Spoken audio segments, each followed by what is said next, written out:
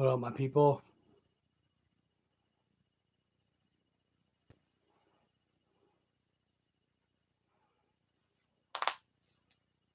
How's everybody doing tonight?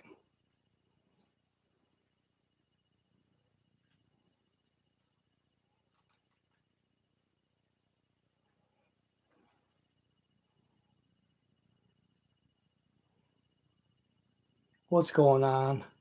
How is everybody doing? Sorry I'm late again. Shit, what do you got better to do on a Friday night anyway, though, right? I like to try and get on by midnight, but it doesn't always happen.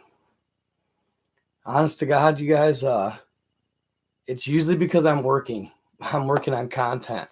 So, it's not like I'm procrastinating or anything like that as far as going live goes. Most of the time, like I say, I'm working on content.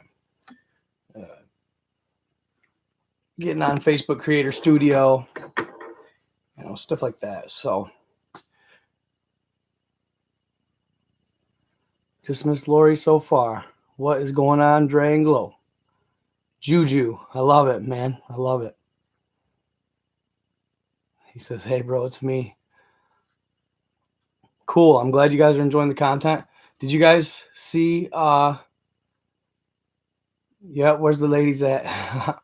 No, did you guys see my latest video about the Anunnaki gods or the Sumerian gods returning? I played a radio show segment or like a podcast segment, and it stated that the Sumerian gods were returning, and that's the word in the Pentagon and stuff like that. Right? The Third Earth War is crazy stuff, isn't it? Awesome story there. That's actually from Mexican folklore. Yeah, I'm on YouTube. Yep, I am on YouTube. I'm actually live on YouTube right now. So, cool. I'm glad you guys like it.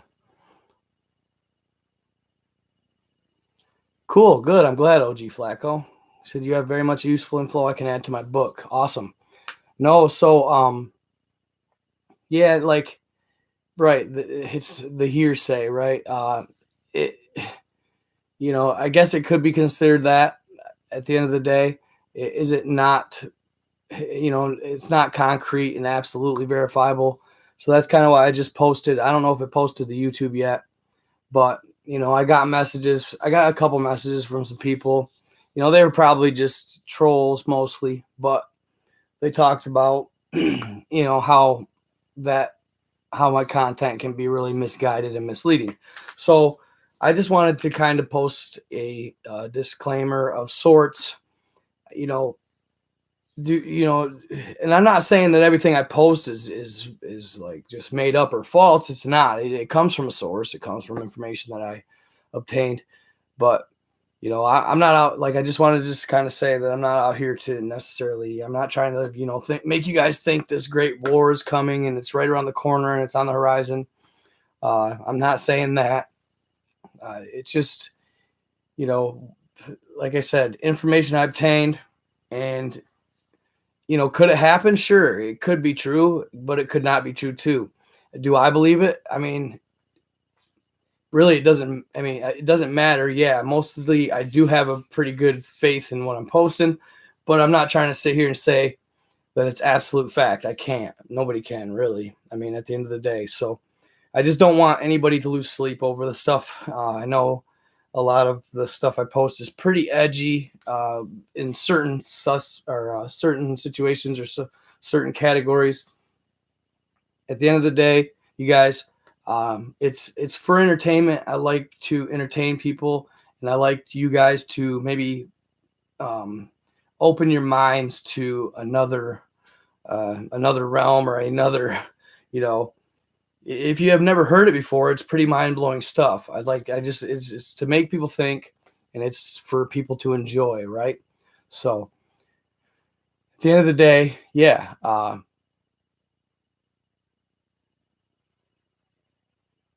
Yeah, I mean, sure. Yeah, of course, of course the stuff I've been posting, yeah, sure. It's already out there for some, a lot of people, sure. Some people already know about it. Some people have already heard it, but I mean, yeah, at the end of the day, it's not all 100% actual concrete verifiable stuff, right? But that's the whole point of it. That's what a conspiracy is, I guess, kind of. At the end of the day, it's to make you think. It's to make you think out of the box, and hopefully enjoy and have some fun with, right? Yeah, sure. And that's the thing. A lot of it is this guy says they have all kinds of stories like that in India history. Well, that's kind of where I get a lot of my stories from. Ancient lore, ancient history, stories that have been passed down for thousands of years, which, there's something to be said about that. When multiple factions or multiple groups of people across the earth are telling the same story, it does make you want to kind of think, well, okay, maybe they all saw the same thing. Sure. So I don't know, that video is going viral right now as hell. So I just kind of wanted to throw it out there. I don't want to get into any trouble. Like, I don't want, I don't want to start seeing like the Men in Black or something standing outside my house, or like the Pentagon. I don't want to be watched or nothing like that. That's not the goal. That's not the intent at all. So, I'm sure I'm already on the radar in some aspects, but it is what it is.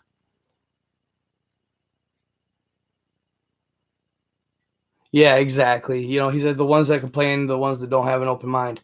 Yeah, and that's pretty much it.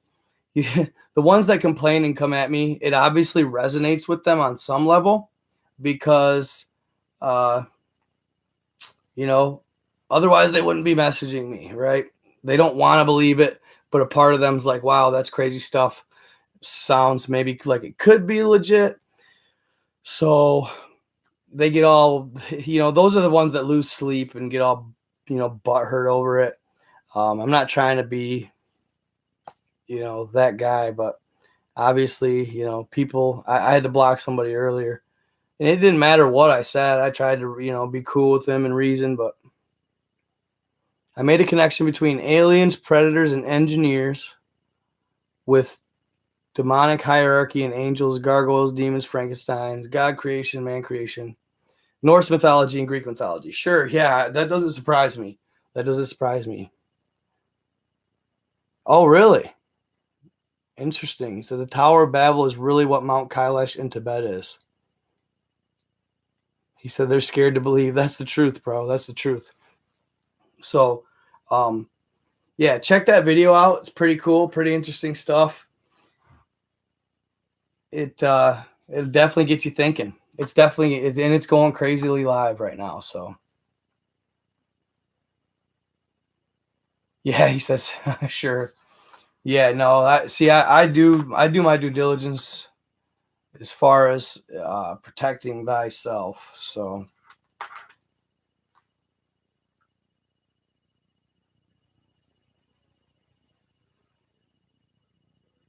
the Tower of Babel is Mount Kailash. I've never heard that one. Pretty interesting. If you don't know what the Tower of Babel is, it's in the Bible. And it talks about how the inhabitants of Earth were building a tower to the heavens, and they were going to achieve this feat. And they were gaining a lot of power, and they were getting very cocky. So what did God do? He decided to change the language, all the different languages of all the different people on Earth. So when they got back the next morning, they could not communicate. They were not able to communicate. So thank you, Tony, bro. I appreciate the donations for real, my guy. That's what's up. You're good. You're a good guy for that. For real. Yeah. So, right. And I got to be smart. That's why I post those disclaimers. I got to be smart about how I approach it. I don't want to get banned. Instagram they more or less just took me off of IGTV, which was kind of how I gained followers on there. So it does kind of stink on ice. And it stinks because Instagram and Facebook are tied together in their creator studio. So I could have got monetized on Instagram, but they're being, they even had my account flag for 18 and up. Kind of irritating. I messaged them and kind of let them know how I felt and what I thought about it. Not impressed. More or less, if and when, not if, but when I do pop and get a nice following, they're the last platform I'm going to tell people to go to. So the rumor about Mount Kailash, that they have they also have a Hall of Records in Mount Kailash in Tibet. It's actually attached to the one I talk about with the Buseji Mountains in Romania. They are attached with underground tunnels, and it is said that there is a ancient being or a higher being of great power or a great leader of that certain area is in a complete and total, him and his significant other, his girl or his wife, they're both in a meditative stasis inside Mount Kailash, waiting to wake up when, I want to say it's when we ascend or when the fifth dimension arrives. They're supposedly going to wake up in the said mountain. But yeah, they're supposedly a ancient monk-like person of higher power, higher dimension, and meditation there.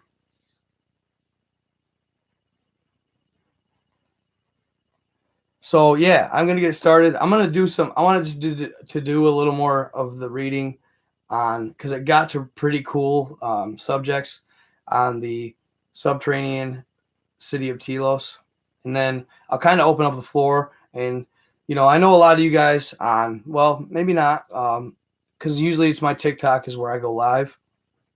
So a lot of you guys here on Facebook, for example, haven't heard a lot of my lives and a lot of my stories. I haven't talked about a lot. You guys are kind of, starting at square one compared to my TikTokers who have heard me talk a lot about a lot of my subjects. So you guys are fresh to it. So it's kind of cool. It makes it nice. I can actually kind of go back and refresh myself on certain stories and lore that I posted about and talk about it again. Facebook, I know YouTube, I haven't been able to go live on TikTok. Thinking about just putting in the bio that I've moved to YouTube and Facebook on there because I'm just tired of their rhetoric. They run their app like crap. They're not supportive at all for their creators. So I'm tired of it. So yeah, I might just put that in my bio and stick to Facebook and YouTube. There you go. See? Thank you. Lord Shiva. Mount Kailash is the home of Lord Shiva. Look at the Star Wars.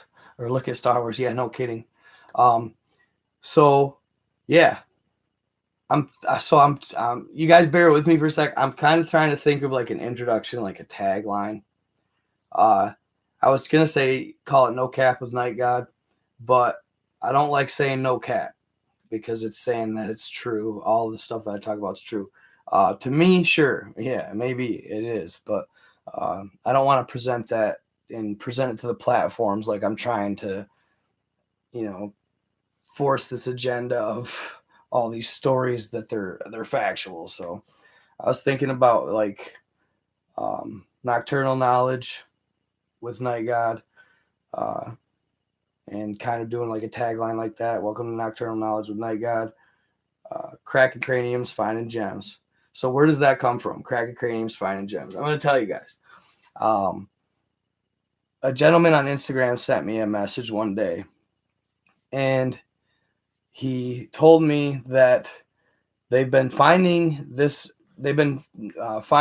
phenomena for a long time, that they'll find ancient beings. Archaeologists will find ancient beings, like skeletons of said beings, and when they go to open their skull, they're literally finding gems. they're finding gems. They're when they petrify or they, reach certain pressures or something.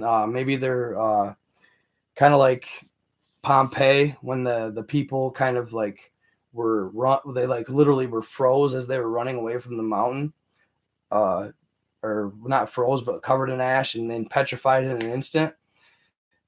They say that can cause it must be their brains. I don't know if they were at like a higher dimension or if they were like a higher thought process or ancient knowledge they had attained, but somehow their brains, and they found this not only in humans, but in it's said to be found in phenomenon found in dragons as well. For example, there's I think maybe it's called dragonite, or it's a certain stone that is actually a gem petrified, but it's a petrified dragon's eye. And when you look at this gem, it looks like a dragon's eye. I mean, it has a slit, but it's just turned into, under pressure, it turned into a gem, right? Crazy stuff. And I never knew that. So I always like to say cracking craniums, finding gems, because, my information, it's pretty intense. So they're brain busters, but if you like it, you found a gem, right? So I'm kind of running with that for now. And then I'm going to start my lives, or my cast, I guess, because I want to do. I have a podcast, you guys. For those of you that don't know, I have a podcast. I'm not an everyday poster on it. I should be, but what I do a lot of times is I just extract the audio from my lives and put them to my podcast. A lot of times, I get a decent amount of listeners, but it hasn't really popped like I want it to. So I'm not very diligent about posting on there, just because, it's not gaining a hell of a following, which is kind of crazy, but no, yeah. So yeah, basically like Mud Fossil University. Absolutely. That's kind of where I got that, cracking craniums, finding gems. That's another crazy story. So, but real quick, I wanted to talk about what the title of my live is. I'm not trying to get off base here, but I wanted to kind of talk about this story I heard this guy telling on TikTok the other day. It had me seriously intrigued. He had like 25,000 followers. I'd have to go back and look because I liked his videos to find out who he was. But man, he was really knowledgeable. He's a guy that you'd probably have on your podcast to pick at his brain. You know what I mean? He was very knowledgeable. I was very impressed with what he talked about. And some of the stories he told were just insane. So this was a crazy one. He said that he worked he's a truck driver, and he was at the loading docks one day where he gets his truck loaded. And he saw this other truck driver pull in that kind of looked out of place, right? He was dressed in khakis. He had a pair of slick boots on, like almost military-esque boots. And he had a polo tucked in, right? And this gentleman, the gentleman that told the story, he was an ex-Marine. He served our country, I want to say in Afghanistan. So he was familiar with military. He's familiar with military personnel. And he instantly knew that this guy was not a truck driver, right? So as he's loading his truck, he approaches him and goes, "Hey, are you a babysitter?" And the guy kind of looked at him and he goes, "What the fuck did you just ask me?" He said, "You're a babysitter." So the guy kind of goes, "How the hell did you know that?" Well, a babysitter is at the time it was a alphabet government group. Alphabet government groups are groups that are created on the down low, and they serve certain special spec ops missions.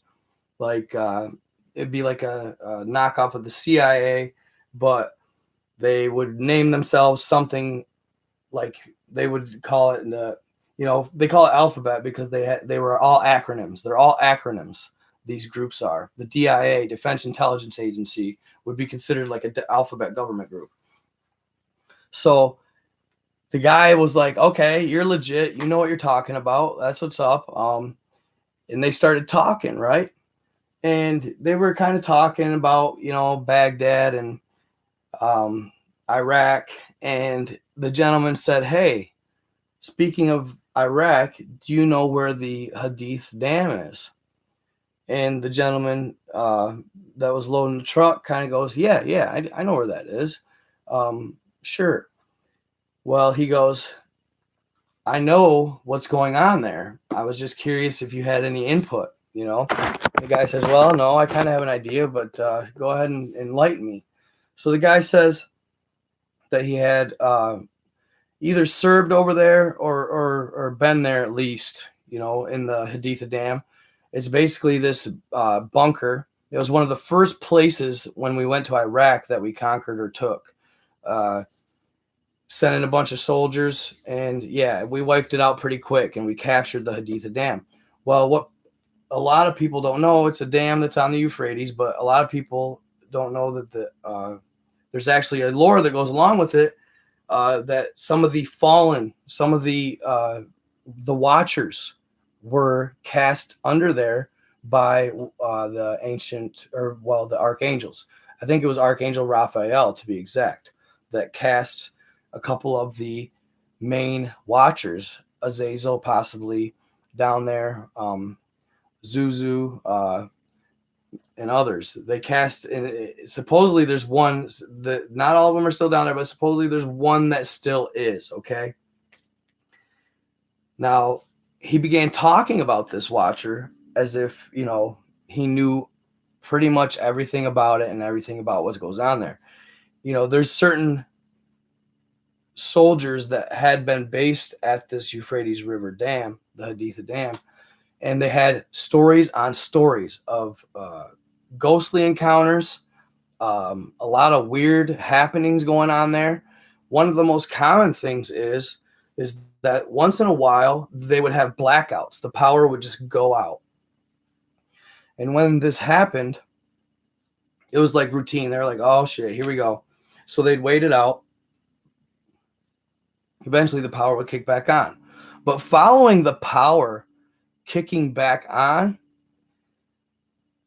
this intense, pungent smell would rise up from under the dam, like a rancid smell, like you would never, ever understand. Like it was just like disgusting to the soldiers. They said it was like nothing they've ever smelled. They would smell it in the barracks, and they would smell it all throughout the entirety of the dam. It was like commonplace, right? So there's a certain level of the dam that nobody was allowed to go to. All right. And that was the lowest level. And this babysitter, he called him, talked about this. He said that the Watcher, or the giant, if you will, that's down there is locked up. He's chained up. And he has been chained up for thousands and thousands of years. His links on these chains, he's bound by copper chains. The babysitter explained that one link on this chain is the size of a school bus. All right. So this dude is huge. He's been there a long time. Now, lore goes that when the four horsemen or the apocalypse returns, he will rise from the underground and the depths to wage war on earth, right? But he went on to say that, the guy was kind of curious. He's like, well, like, did you know what he eats, right? And basically the guy said, yeah, more or less we just capture people and we feed them people, right? Now I don't know how much truth that holds, but yeah, their diet is they love, it's kind of like the Giants, fee fi fo fum, right? I smell the blood of an Englishman. So that's how it sustains. But it is said that the soldiers, or any soldiers that venture down there, because I'm sure there has been, right, that snuck down there, that if you get too close, that he will smell you and he'll smell your fear. And at that point, he is so powerful that he can create a frequency with his, with his vocals that can not only if he wants, it can like fry your brain, literally fry your brain on the spot. You will just drop dead. But he also has a frequency that will lure you in, right? So there's been legend and lore that certain soldiers have gone down there and they've never returned because this giant or this watcher can use frequencies to either drive you insane, just kill you on the spot, or draw you in so he can eat you, right? So yeah, ends of my stories on YouTube, bro. Check it out.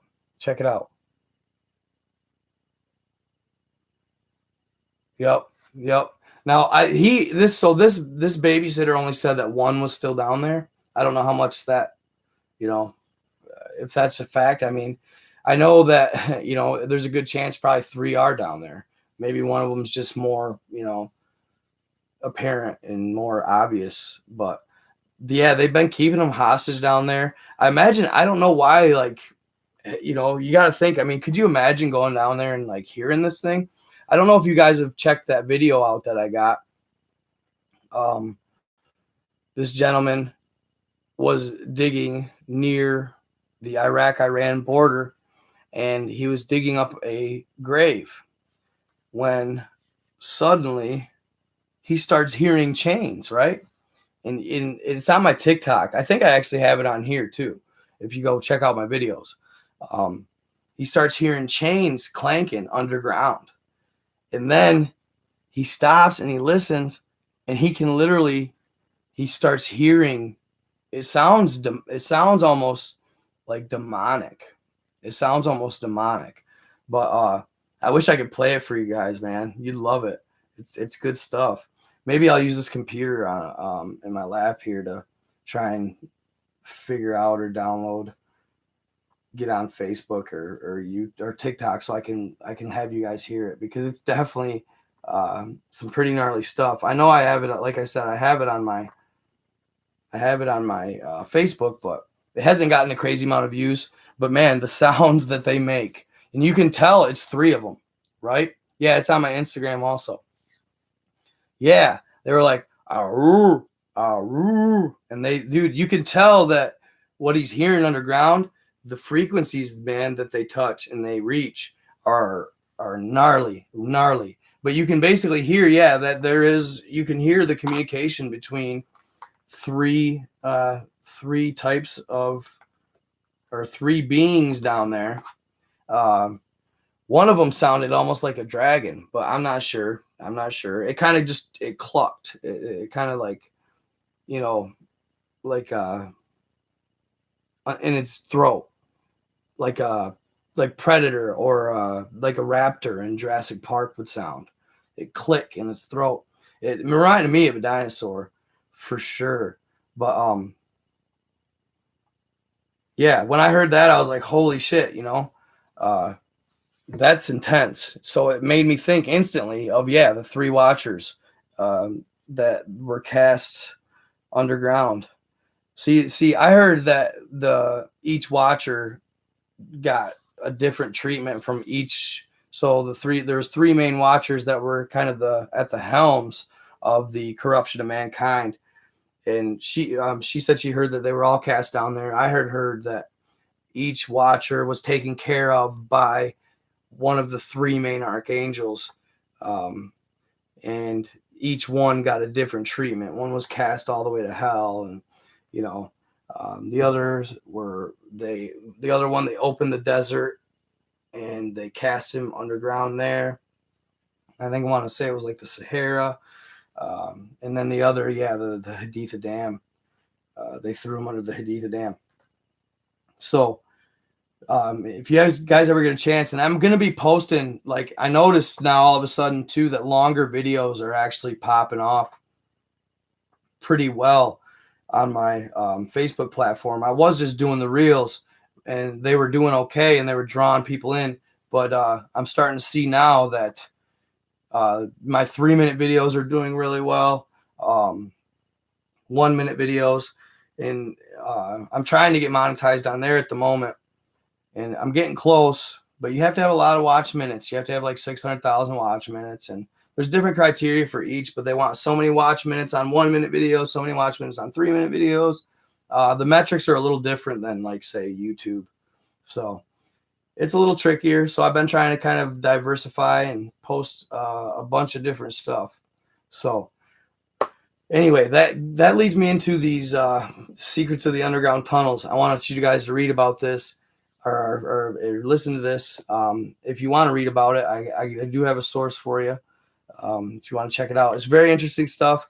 It ties into what we've talked about on here when the Pentagon found the underground tunnels in the Buseji Mountains.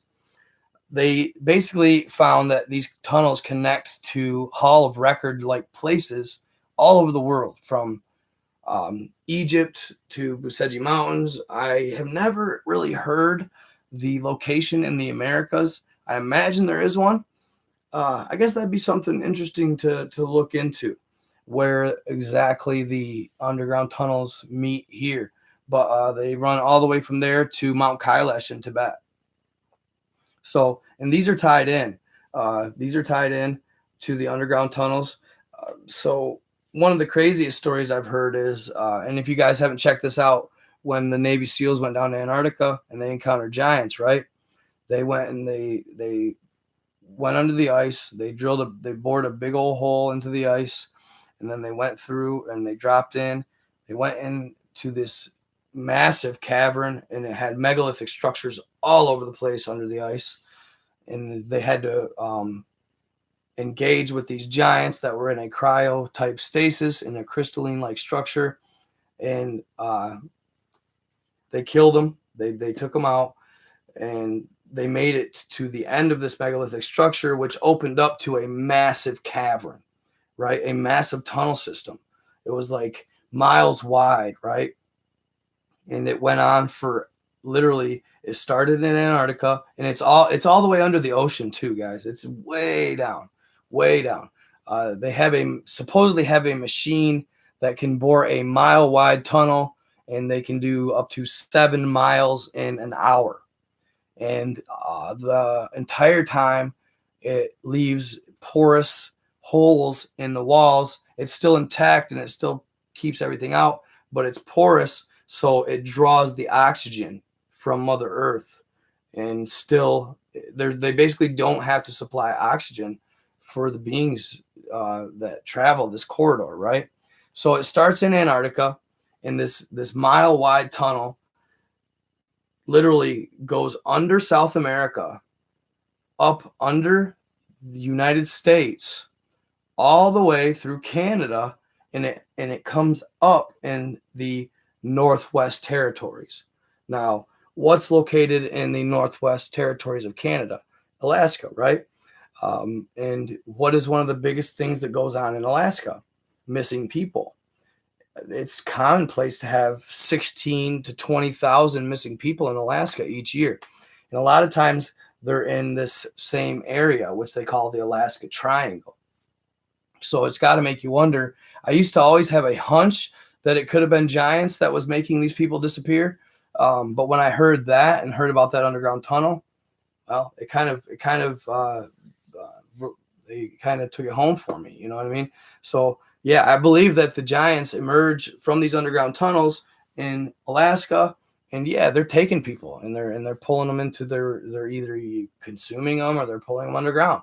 And it's not, I know it sounds wild and stuff, but they never can see the beings. I think people underestimate how elusive these giants can be. They're strong, they're fast, they move. They're not clumsy. They're not clumsy beings. They can run up to, I'm telling you, the biggest giants can run up to 100 miles an hour. They say Bigfoot runs 60 to 70, right? 60 to 70. So, you imagine a giant that's even bigger than Bigfoot, like say the Kandahar giant, who is 18 to 20 feet. He could move, man. That man could move. It's not like the movies where they're clumsy and they're heavy and, I always see this argument that, it's not even physically possible to have a being that big with a gravitational pull like what we have here on Earth. I mean, how do you know? You know what I mean? At the end of the day, so okay, they probably have a more dense bone structure and stuff like that. They can move. They're not unathletic. You know what I mean? They just imagine how athletic we are with our bodies. That's just as athletic as they are, except more so. They're fast. They're really fast and really strong. That's why, when they had the Kandahar giant could counter in Afghanistan, he was on those soldiers in a split second. They barely had time to even react. And then you had, the most recent one that happened, another Kandahar giant attack. You know what I'm saying? And yeah, these soldiers were actually retreating when this recent attack took place, and they no sooner looked up, and this giant was on them. I mean, he was on them. I figure, I like the one I found someday. I wish I could get the green screen going on here. I tried to get the green screen going for the background on here, like I can on TikTok. I wish I could show you guys because I'm a huge Google Earther, and I have found a awesome location in the ocean near Sardinia where I've found massive footprints on the ocean floor. And sometimes I've found, and this is the craziest part, I know it sounds crazy, these footprints were massive, you guys. They were almost 5,000 feet, just one footprint. And like I always say, you can see, if you go on there and check it out for yourself, northwest of Sardinia, you'll see the foot patterns. Like I always said, somebody actually told me there was actually a technology for this too, where you basically can take a drone and you can fly over, like say you're tracking somebody. They probably use this with like that Brian Laundrie cat. Say you're tracking somebody and you find footprints, you can actually take a drone and it'll actually use mathematics and probably like trigonometry and stuff to find consistencies in the step patterns, right? So I've always, people always are like, oh, how do you know they're from people and this and that?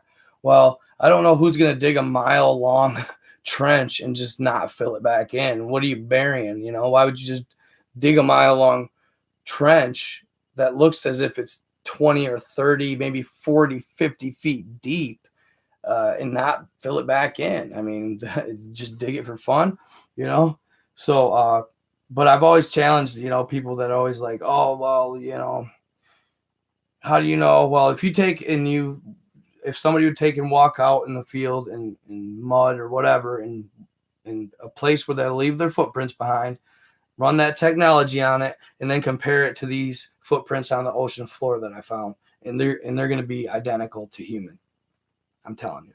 So but it's crazy because as I was looking around, I could find these footprints all over the place. Up the coast of Africa or down the coast of Africa, and then it would run up through the Mediterranean. At certain places, they were more faint than others. There would be gaps here and there. But the place I found the most of them was near Sardinia.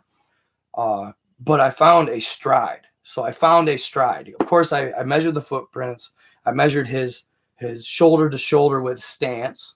And then I measured a stride that I had found where he had really opened it up, right? You could see it where he was running. He was running, right? And I actually, in my video that I posted, and I have one, I don't think I posted it on Facebook yet, but the video that I posted, I didn't want to sound too crazy, so I scaled it back some because I had found one stride that was 9 miles long, a single stride. But the longest one I found, because I went and looked, I wanted to find the longest stride that I could find. And this is, I imagine, when he is all out running, 16.9 mile stride. So this dude is big, yo. Like, he is big. And this is, I imagine, back when there was Titans on Earth. I know people, it sounds wild and crazy, but there was Titans on Earth at one time. They in the lore states, I've had, not only have I had Mexican folklore, but I've seen, European folklore all the way to Indian folklore about these giants that could literally go from land to land by walking through the sea. Okay. And they never, on average, they would have water up to their shoulders or their chest, but the biggest giants only had it up to their waist. So, and these were some beings, if you want to keep touching on that, these were some beings that were so in tune with Mother Earth and Mother Nature that they became this powerful. They were so in tune with being in existence and light that they had powers, right? You're talking like the Zeuses, the Poseidons, right?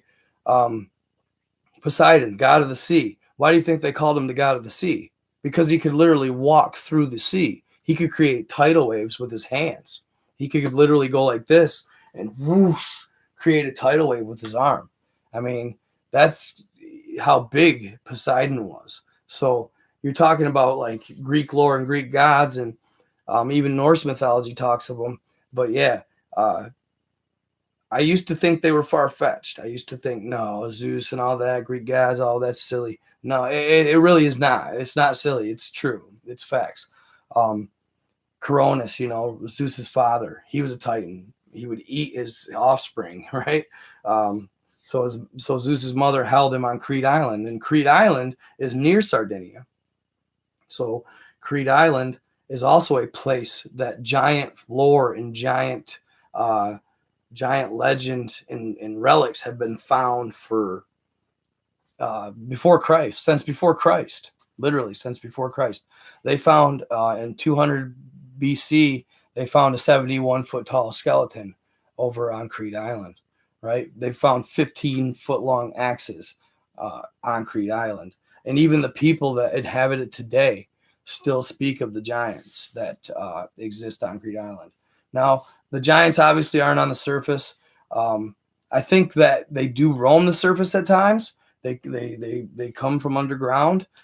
They roam the surface at times, but they're very elusive. Okay, as silly as that sounds. Now, is there a giant that's that tall? Is there a giant that's still miles tall? No, they died off. But what's odd? So I'm going to talk like a little Mud Fossil University status here. I've read multiple lores that state that when these giants died off, these massive giants that could walk the oceans, when they died off, their bodies petrified and they became like, one of them became a small chain of islands. Another one became a mountain pass, literally a mountain pass. Now, I've been, and people have been blowing my mind lately. I've been getting messages on this, and supposedly the gentleman that runs the Mud Fossil University, he found ancient caverns underground that were a perfect replica of the inner ear tubes, and they perfectly mimicked what the tubes in our ears, their path of travel, if you will. I'm not sure how much truth it holds. I'd have to do a little more digging on it, but basically he's saying that some of the underground tunnels could have been giants' bodies, more or less, right? So people have gold, right? Monoatomic gold running through their veins. Monoatomic gold is something that they actually found in the Buseji Mountains, right? it was a big deal because this monoatomic gold was pure, and it was created by the ancient beings of old. They are the only ones that knew how to make gold, and there's a couple different ways to do it. There's the alchemy way, which is that's more of like a dead way of creating it, a dead method that nobody really knows today, that still continues with the alchemy. And then there's the process by which Mother Nature creates it, right? And by which Mother Nature creates it, she uses the ocean water and she extracts from the ocean water. But basically, monoatomic gold is an element that is so pure and so perfect that it has actually led to and it was used by ancient civilizations for longevity. It would basically make them live a very long time. Okay. A very long time. Like I'm talking 1,000 years, long time. Okay. So, yeah, it's crazy stuff. Like I said, we already have it running through our veins. Our body uses elements like that. Our body uses that element, but it's very finite. We don't have a lot in our veins. But these giants not only lived 1,000 years, they lived 30,000 years and 40 and 50,000 years. Okay. So the monoatomic gold running through their veins in comparison to ours is intensely gapped, right? Like their content of blood per monoatomic gold was much larger. So they had a bunch running through their veins, right? Well, it's kind of, at least this mud fossil guy, I really, he's on to something, man. I'm not saying like it's for sure fact, but he's basically finding, like, say, these statues of giants, right? And there is actually ancient lore that does say that at one time the giants it was a Medusa-like and in technology. I think Medusa was a metaphor. I think that her power was a real thing at one time. They found and created a Medusa-like technology that was freezing these giants into stone, just like that. Okay. Like basically whatever position they were in or whatever they were doing at the time, and they got turned to stone. Right. So a lot of these giants that you're seeing that were turned to stone look very, very real. And there's a reason for that. It's because they were. Basically what Mud Fossil Dude is doing, he's taking samples from these statues and these massive megaliths that resemble man or resemble a being. And he's taking samples of them and he's breaking it down and running tests to see how the elements that are running through this certain petrified rock, how the elements and the vitamins and stuff, the minerals that are running through it match up with us. And they're matching up to a T. Okay. Only certain minerals out there that we consume and we need as humans, right? Well, it's matching up perfect with these statues. Basically, he's proving that they were once organic. Basically, is what he's doing. So when the Anunnaki come here and they figured out that all this gold was here, what do they call it? What do they call it when they strike gold? They hit a gold vein. Well, that's not a coincidence. They're hitting the gold vein. They're hitting a vein of a giant that was once on Earth that died and had gold running through his veins. Now, you're talking giants miles tall or whatever. Their veins are huge. They're like rivers, man.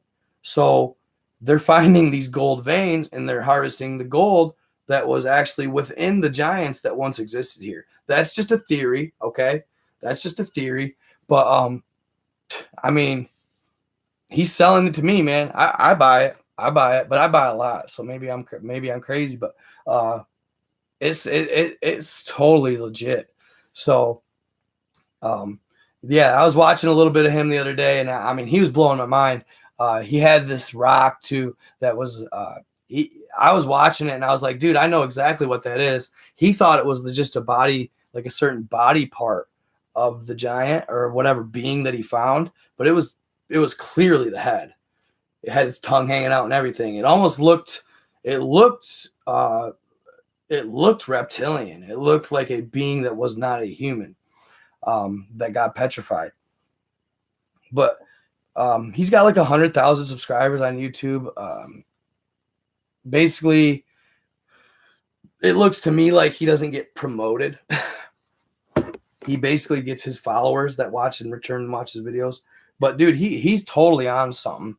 Modern day scientists won't give him the time of day, unfortunately.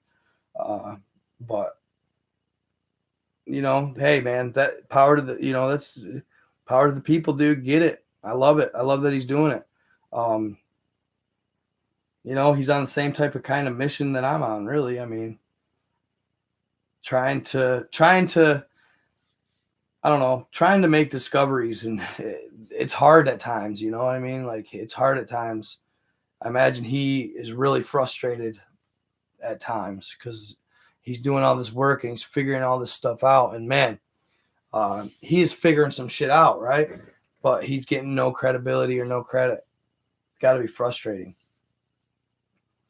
But yeah, so if you guys get a chance, go check out Google Earth. Maybe sometime when you hop on my TikTok, if you guys do want to, hop on my TikTok with me on a live once, where I can put pictures in the background, and I'll show you some of the amazing finds that I've found on Google Earth alone.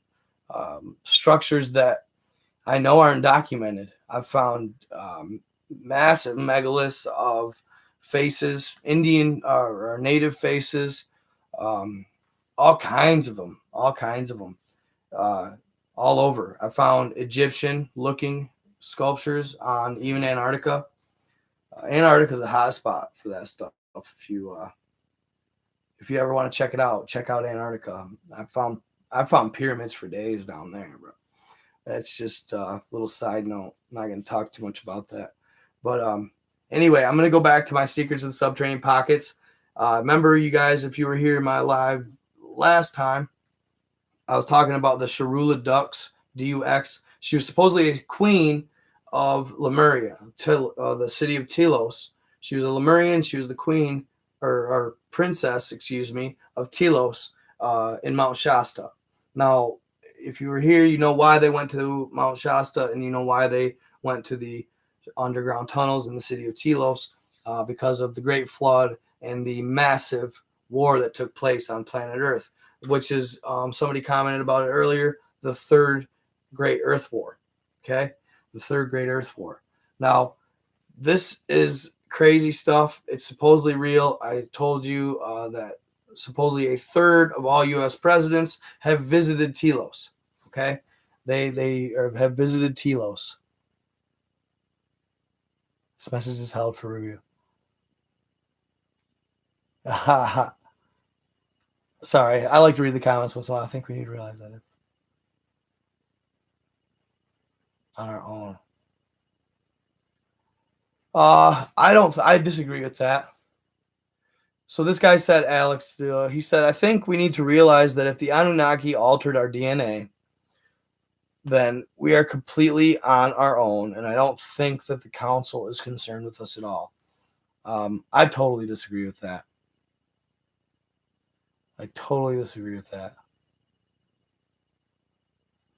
No, we definitely aren't just being left alone. They aren't giving up on us. Regardless, if that's the case, I mean, dude, they manipulated our DNA early on. The Draconians were manipulating our DNA really early on. If you guys, I'll tell you guys that story. I mean, I guess it depends on what you want to hear. If you guys want to hear about this, or I can tell you that story. I'll tell you that story after this. I'll read a little bit of this. I'll watch my numbers, see how they stay. If they go away, I'll talk about I'll talk about planet Tara, and I'll talk about the Draconians and the origins of Earth, basically. So I just was really fascinated with like the transportation, all the technology going on in Telos. It's technology we should have. So transportation within the city and the underground tunnels. Most people just prefer to walk if they can, but they have electromagnetic sleds. These sleds are capable of moving along the ground, looking much like a snowmobile, and will produce fairly high speeds in some of the side tunnels. What's that remind you of? Star Wars, right? When they're on them bikes, they're electromagnetic. That's what they're rocking.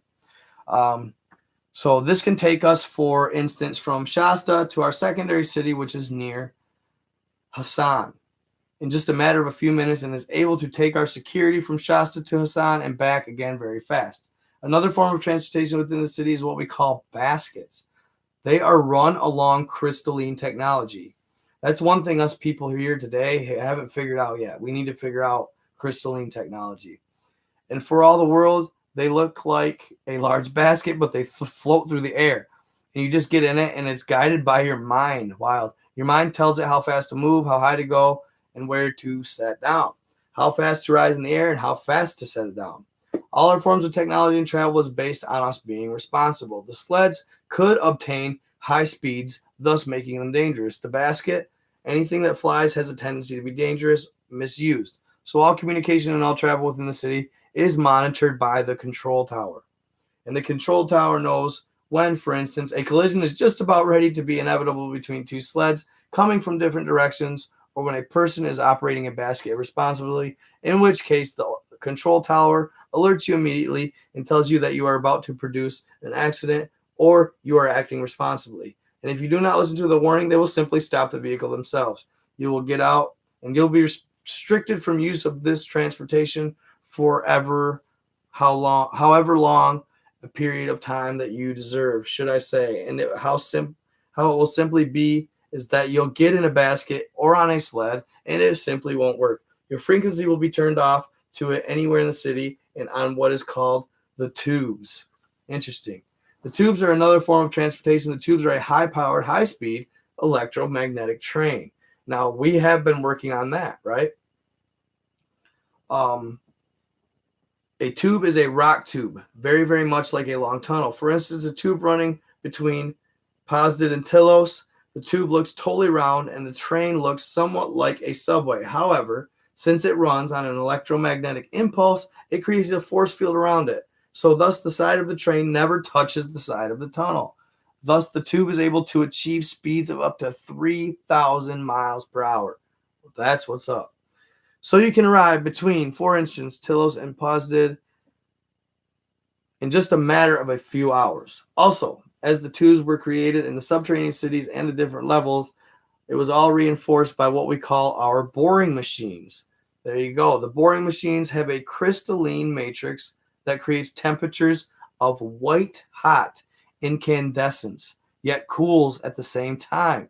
Thus, you are able to take a boring machine, for instance, through a tunnel and create a tube tunnel, or to create walls in a subterranean city in just a matter of a few minutes.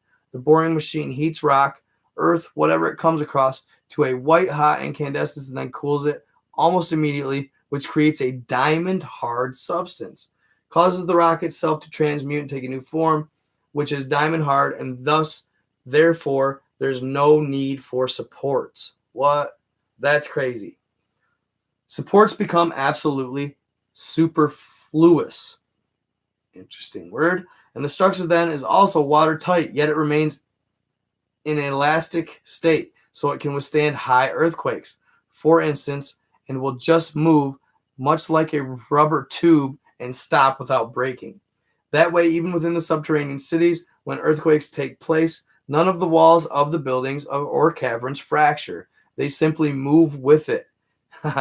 And then return back to their diamond-hard substance, and again, support beams and such become totally superfluous. Also, water has no effect upon it. They become watertight. The subterranean cities can even be built underneath oceans because they create a complete seal. That's crazy. I've never heard that before. So basically, they have a technology with the crystals. Once again, the crystals create a boring machine that's so hot that it white hots the tunnels. It bores through anything. It makes all the rock white hot and cools it at the same time. But then when there's earthquakes, it's elastic and it'll literally flow with the earth as an earthquake takes place. That's wild. That's the type of technology I'm talking about. That's why and how they create all the underground tunnels, the subterranean pockets. That they're all over the place, you guys. I'm telling you. They are running under our feet all over the world.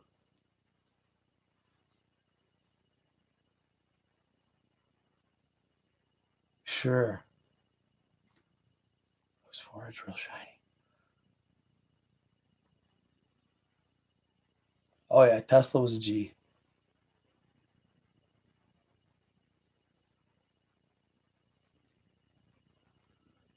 Sorry, guys.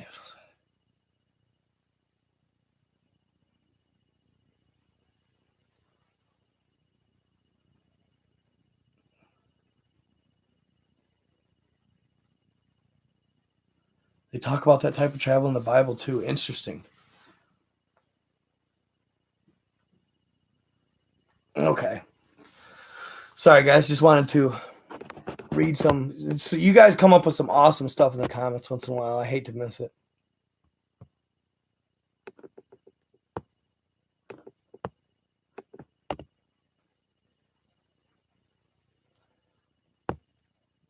He said they're still here, bro, 100%. Like the tunnel they're making in Las Vegas. Sure. Stones hold energy for reasons. Crystals encode messages that are still untapped. Magnetic frequencies vary in certain areas of the world, which would be considered hotspots. Lithium batteries are crystalline. Quartz watch, anyone? Lighters that click to light is a compressed quartz and causes piezoelectricity. Good stuff, Jake. Jacob, yes, quartz are amazing. Used to have tons of quartz at my old house. Vibration was heavenly. Portals are all over the world, but just have to be found or stumbled upon. Telepathy, telekinesis is achievable for those with strong minds. Terabyte thumb drive is made with a small green crystal for memory. Cool. So we are using it. We are using the tech, is what you guys are saying. Cool. Yeah, and right. I guess when I say use it, I'm thinking like on a whole nother level. Not for little shit. Like, we should be using crystals to power our entire planet. We shouldn't have to pay for electricity. We should not. Period. So, light and air. Many people have asked, how can you live under the earth? Number one, what kind of light do you have? Somebody asked me this in the live yesterday. Or do you have light? Or are you mole people? So she says, no, we're not mole people. Yes, we do have light. There is a process that a stone with a high, this is really interesting. There is a process that a stone with a high crystalline content is fused with an electromagnetic force of energy. This infusion of energy, in essence, causes the crystalline matrix of the stone to create a polarity that allows the stone to pull in even invisible light rays and readmit them as visible light. In essence, it becomes a small sun. Our main lighting structure throughout the city, as with the other subterranean cities, is produced by these stones. The light they produce is a full spectrum lighting, emitting all rays. In essence, this energy fusion process then makes the stone become a small sun, and the sun will burn for about 500,000 years before the stone or the crystalline matrix breaks down and the stone becomes no longer capable of functioning in this manner. So thus, we have lights that will burn for many, many hundreds of thousands of years. Like, what? Within this structure, we have created a small ecosystem. In other words, we get our air by plants. We produce carbon monoxide. And then the animals as well, and the plants take in the carbon monoxide and create the oxygen for us. So in essence, it's a small ecosystem, just as it works on the surface. We also have some vents that go to the surface. Check this out. And they bring in air. We also have water in some areas moving at high speeds. This creates a circulation of fresh air as well. Plus, it creates many negative ions. So in essence, it is a total ecosystem, very much like the one that functions on the surface. And then she goes on to say, as a matter of fact, theirs has become so effective that more and more they do not depend on the air vents. And they said, as polluted as the Earth's air is becoming, the air vents are really not a plus anymore. That's pretty bad. That's pretty bad. So they don't even like our oxygen. They don't even want it because it's too polluted.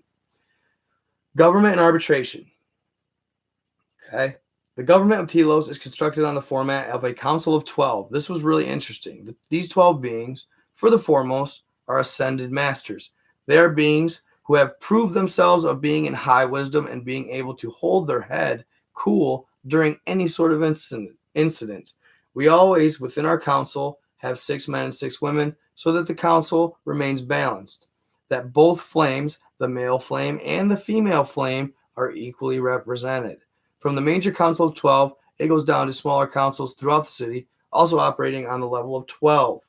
Individual areas bring in their problems to the local council, and if the local council cannot deliberate a solution that is acceptable to all concerned, they bring it to the larger council, and then finally to the original council of 12. For individual problems, these do not come before the council. Instead, these come before what we call the arbitrators.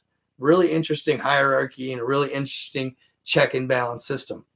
Arbitrators are usually priests or priestesses with very much an understanding of the human psyche and are also capable of looking into the Akashic records, or the Akashas, they call it, the Akashic records. These arbitrators will listen to both sides of the stories. If it is, for instance, a dispute civil, they will then make a decision based on what they have heard and what they have read in the Akashas on both sides. So basically, you can't lie to them because they can tap into the Akashic records, and which is all your thoughts and all your experiences. So there's no lying. They look into these records. They look at both sides fairly or unbiasedly, and they make a decision based on that. So we have immediately decided that since this method works, once an arbitrator makes a decision, understanding that they will make it from the highest level, they will not be caught into a personalization, either for or against either side. So we've decided that we will accept their decision, whatever it is. Heading to the Council of 12, the official title is the Council of 12 plus 1. The 1 is actually 2 beings themselves, which is the Ra and the Rana Mu, which are the king and queen of Telos. Ra and Rana signifies that they are high Melchizedek priests and priestesses to start with. They are also usually twin flames, and it is a hereditary position. I've heard that twin flame thing. I'm not super familiar with it, but it's intriguing. The Ra and Rana Mu lineage is unbroken for over 30,000 years as it stands. When the Ra and Rana Mu are being chosen, they do not automatically go to the oldest son or daughter, but they decide which of their children or grandchildren are the most capable of carrying it off. That being is then instructed to, sooner or later, they'll have to go through the full temple training and become a Melchizedek priest or priestess. In the arrangement as it is, when the Council of 12 makes a decision, the Ra and Rana Mu can back it or they can change it. And one more voice comes into the government process, and that's the temple. The temple is recognized as the final word of any decision because in many ways, this is, as the other subterranean cities, a temple society. The temple, even though most of the time will not interfere with civic government, as I said, they make final decisions. Okay. The Melchizedek priesthood. The temple is run by the Melchizedek, is a cosmic priesthood everywhere in the universe. The Melchizedek exists. So it sounds to me like the Melchizedek are the overall divine religion, or like the overall accepted religion of light in the universe. Okay. They are wise, they're fair, they're just, and they are all light and love. It is all those who are bringing the light plans from the highest realms down to the other realms. There you go. A Melchizedek priest or priestess, by their very prove that they will set light, or they will always set light, or they will change. They will always set the good of the many above their personal good, which is what we don't do at our political level. which has also been proven in time and time again as to why the temple can make the last decision, because they will always place what the light prefers, in essence, what the source energy wishes, way over their desire, what they would choose to achieve. Thus, the temple also becomes a very good sounding board to what we were doing at the time. Being a temple society, many people take their training at the temple, and many people spend time at the temple. Not just those who end up becoming priests and priestesses, but those who are going into other walks of life, that they need a greater understanding of the human psyche, a greater understanding of the spirit to achieve the job as it should be done. Boom. And I already read about the conception, birth, youth, and education. Okay. Teenage group, astral projection. I don't know if I read that. Hold on. Okay. Hold on here. Astral projection. Also, this is always interesting. Okay. So their birthing process, conception, they only have to be pregnant for 3 months. They have the child in water, warm water, so the child isn't shocked. There's no light, like there's no bright lights. Basically, they try to make it so when the child is born there, it's all blissful and love and peace and light. Basically, they don't want rough conditions. They don't want a child coming out of the womb, and the first thing they do is go, this world is strenuous. Like when we do, we come out of the womb, we've been breathing in through this umbilical cord, and we've been in this fluid for 9 months, and then we come out of this into the world, and it's dry, it's loud, the lights, you're shocked. You're like, and the first thing, they used to even spank them, wow, spank a baby, you know what I mean? Then it cries. It's said that due to this, it actually leads to increased lung problems later in life. So a lot of people actually only gain half of their lung capacity, where in Telos, when they have a child in the water, it goes into an environment that's very similar to what it was previously in. They'll bring it up, let it breathe air, but then they'll let it back down underwater and let it continue to breathe through the umbilical cord too. And they'll kind of do that process back and forth. So it gets slowly acclimated to the air outside of the umbilical cord, right? And it was crazy. They said a stat that I was like, what? Basically, after a baby's born, if it's underwater, it can literally hang out underwater for a half an hour and breathe through the mother's umbilical cord. I was like, what? I have never heard that in my life. That's crazy. Crazy. So that's just a quick overview of what the childbirthing process is. But you guys are going to want to hear this astral projection. Also, with basic spiritual concepts, from the time a child is about 5 years old, they're taught astral projection. See, that's like what we should have been taught. For those who are unfamiliar with that, there's a part of you, a very conscious part of you, that is able to leave the body for small periods of time consciously. When this part is projected, you might say the astral body or the soul travel, the more evolved the soul travel. The more evolved, the farther you can go. And a child is taught that they can visit the Akashas and are taught that they can visit different places on the planet. So they're astral projecting, remote viewing. What this also creates is a chance for the child to explore and to understand themselves. Children don't have to go through the period of having to always take somebody else's word for it. They are able to get out and see the astral themselves. They're able to get out and see the etheric records themselves. A lot of them are able to get into the etheric retreats consciously and study that way. Many are able to get to the other subterranean cities or to spend time in surface cities, although through the etheric travels or astral travel. As I said, in essence, when a child is able to learn for themselves the truth of how the world truly operates, the truth about what is really happening on the planet, thereby they are never at a victim. They cannot be led astray. They can't be told that something is right when nothing in the cosmos supports it. They can always go and feel the rightness or the righteousness for themselves. Thus, you end up with a society of people that are not constantly left in the dark, and that you are basically not able to trick them on because they've seen what's out there. They know what's real and what isn't. They know the capabilities of the human being. They know, for instance, ascension is real. They know, for instance, the existence of other planets, or the existence of those on other planets. So basically, they know about the inhabitants on the other planets.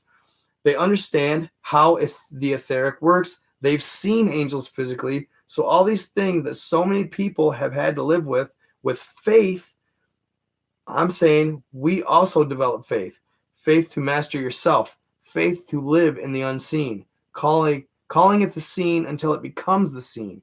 In other words, able to manifest from the inside out. And there is not so much confusion. Even when people reach that age, that has been quite difficult for everybody, the teenage years. That's awesome. That's crazy.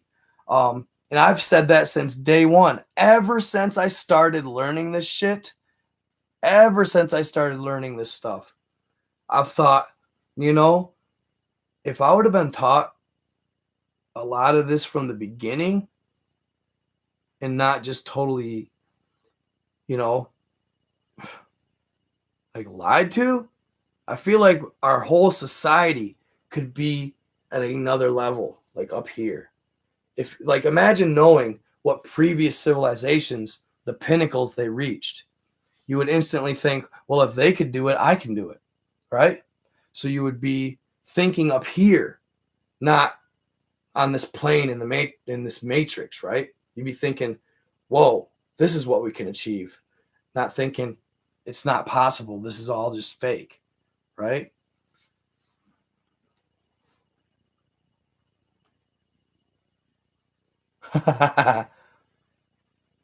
Just this. Yeah, I'm reading from some pretty crazy stuff.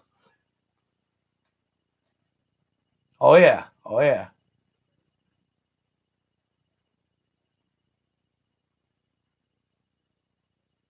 Nice. Whoa, cool, bro. Cool, Flacco. I had a near-death experience and was outside of the matrix. Sometimes when I go to sleep, I can astral project at will, and I can connect with people I know, and sometimes cryptids such as werewolves. Wild. Wild. I believe that stuff. I haven't astral projected myself yet. Yeah, I've had sleep paralysis. I've been out of body that way. Actually, I did have one experience that I was talking to my fans in a live, or my people in a live once, and I was talking about this experience that I had where I was in college. It was like my freshman year, but I came back home.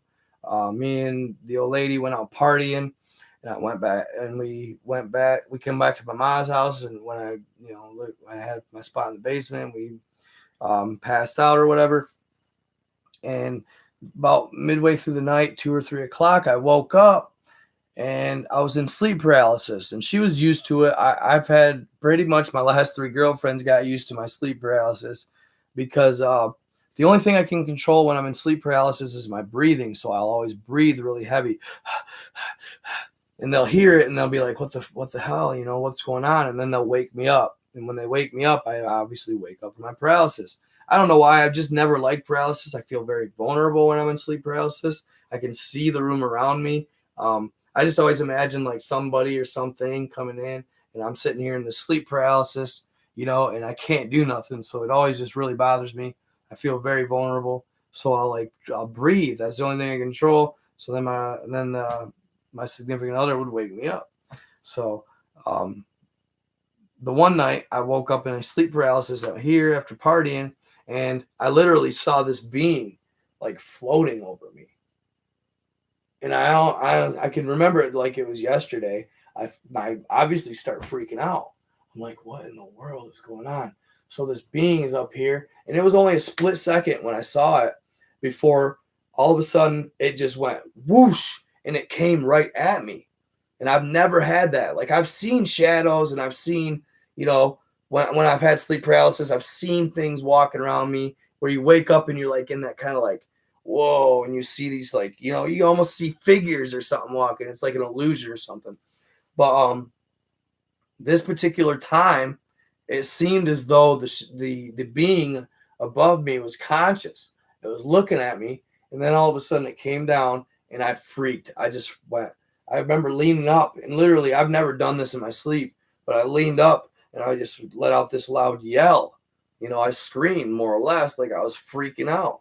Um, and obviously, the old lady. I mean, you could. I guarantee you. I haven't talked to her in forever, but I guarantee you, if you asked her today, she'd remember that because it scared the hell out of her.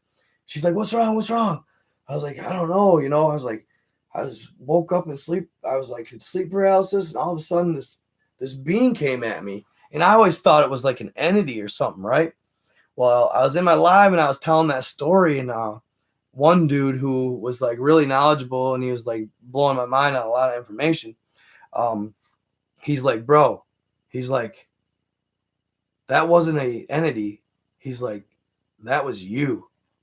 I was like, what? I just freaked out. I remember freaking out like, holy shit. That was my soul, man. I was astral. And why all of a sudden it came at me is I gained a consciousness. I saw me, and then all of a sudden it knew at that moment, or I knew at that moment, okay, I got to get back in body. Whoosh, and that's why I went, and I woke up and screamed. That blew my mind. I was like, I've never looked at it like that from that perspective, right?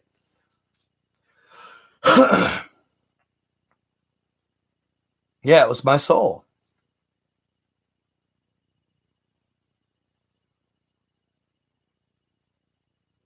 Yep.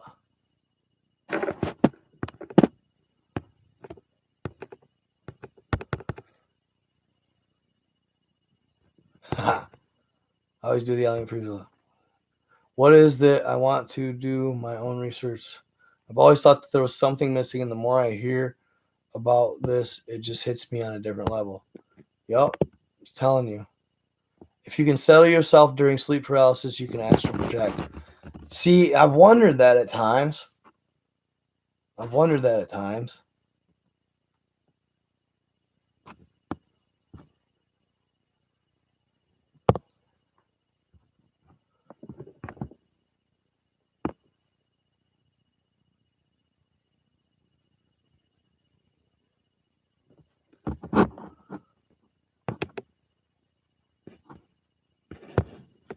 Okay.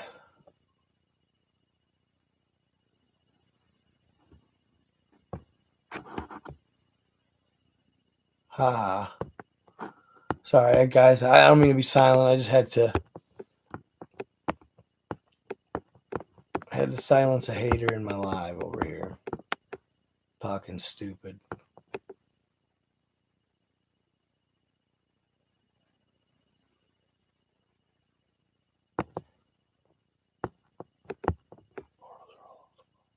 Okay, cool. I tried to astral project and I must have not set my intent wrong because it was a creepy experience. Yeah, see, so yeah, a lot of times people, they call it ego death, right? A lot of times people have ego deaths when they astral travel because, like I said, they get in there. I've said this in my live the other day.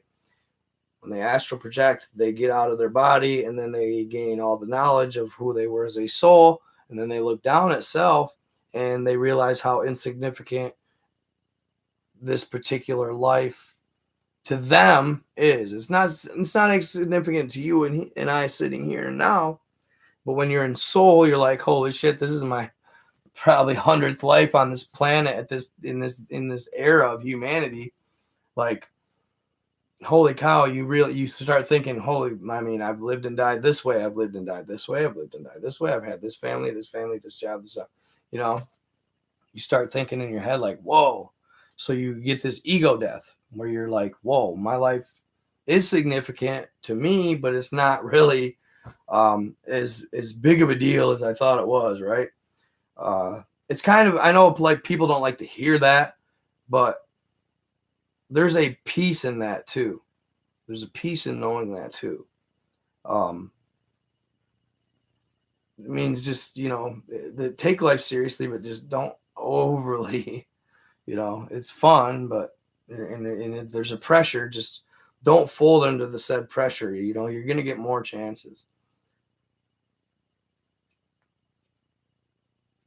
12 spend much of their time with their group working on all problems among their peers, blah, blah, blah. I want to read about this immortality. Okay? I want to read about this immortality. This is something they have down here. And the second reason for that is in a society such as Telos and the other subterranean cities, people basically live as long as they choose. Wild. I told you, it has to do with that monoatomic gold. We should also understand if you've got people living for thousands and thousands of years, you can't afford to have thousands and thousands of years old of adults that are acting irresponsible. Adults that are playing detrimental games or pushing their will onto others. All the little things that happen simply because energies are not dealt with as a young child. Which brings us also to one of the major thoughts in an education of our own that we wish to see happen here. And that's the removal of the thought form of aging and dying. Human beings were not meant to age or die. Even people who work in genetics understand that a person, in truth, is never older than 7 years. What? Since their whole body changes all its cells every 7 years. Many doctors on aging will admit that they are baffled as to why people age at all, since the body is never old. Weird. So then that takes it that we have to go to a level beyond the physical to find the answer to aging and death, to the belief. In Telos, people don't believe they're going to grow old and die. They simply don't believe it. People just know that they're going to live as long as they choose. Then they will either choose to drop their body if they feel that they still have lessons to do and reincarnate again, or they will choose the path of ascension. One or the other. Some people make the decision in 600 years, some 300, others wait 5,000, 10,000. But it's a choice that the human beings were designed to be able to make. That is one of the most important elements of our culture that we want to see brought out. Human beings, as it is now, just about the time they start getting enough experience to really do something with their life, they've grown too old to do anything with it. If those thoughts are eradicated, then people realizing that youth's not going to last 10 years or 20 years, but it's going to last hundreds or thousands of years, whatever they choose. That too brings out and eliminates the majority of the detrimental behavior in life. Many people feel, I'm going to live once. I'm only going to be young a short period of time, so I might as well wreak havoc now. Interesting.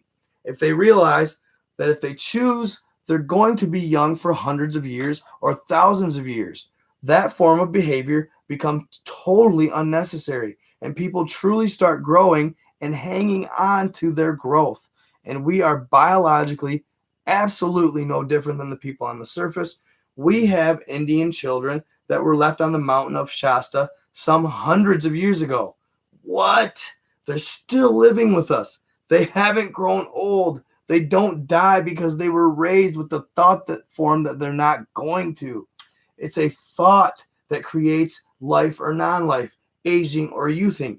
It's to get past these thoughts, the beliefs that what is going to happen is going to happen. Which brings me to my personal expertise on the subject. I'm over 260 years old. As a matter of fact, I'm almost 268. And living 268 years is no different than being, for instance, 30 aging wise. It's just you've had time to gather a whole bunch more experiences that can be used now. My parents obviously are much older. There are even people in Telos that are 30,000 years old. People who saw the destruction of Lemuria and Atlantis. People who saw the Lemurian Atlantean Wars. What? I love this shit. I don't care. This shit is crazy, bro. Crazy. So they don't believe. See, so I posted a video of the Project Blue Book interview, right? And one of the first things that ET says is, death is a human construct. It does not exist. And I never understood that, really. I was like, what? What do you mean does not exist. You know what I mean? Does not exist.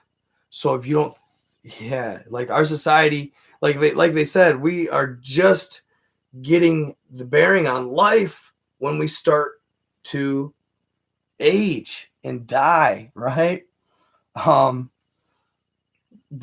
She's saying, I want to try to instill this thought process on the surface. Wow. Crazy stuff. So I'm going to skip a couple and just go to marriage. This is the last one, which goes into perhaps one of the more interesting aspects to our personal relationships. In Telos, we have two forms of marriage. We have a bond marriage and we have a sacred marriage. A bond marriage is when two beings decide that they've got something with each other and they want to explore it greater. Then in front of a priest or a priestess and a bunch of their friends, they commit themselves to a bond marriage, which means that they're saying, we've got something, we realize we care for each other, and we like to see where it's going. Interesting. So it's like dating. So in essence, it is a form of marriage because it has commitments for as long as you choose the bond marriage to last. And then if you decide, oh, well, it was just a passing thing or it's not something that's going to work, you simply stand in front of a priest or priestess again and simply explain that it didn't work and there's no stigma on it. Some people can have several bond marriages at once.